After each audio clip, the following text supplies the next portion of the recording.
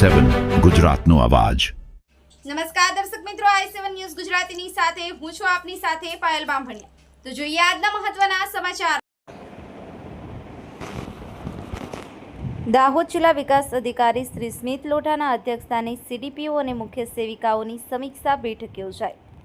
મળતી માહિતી મુજબ દાહોદ જિલ્લા વિકાસ અધિકારી શ્રી સ્મિત લોઢાના અધ્યક્ષસ્થાને જિલ્લા પંચાયત દાહોદ ખાતે સીડીપીઓ મુખ્ય સેવિકા બહેનોની બેઠક યોજાઈ।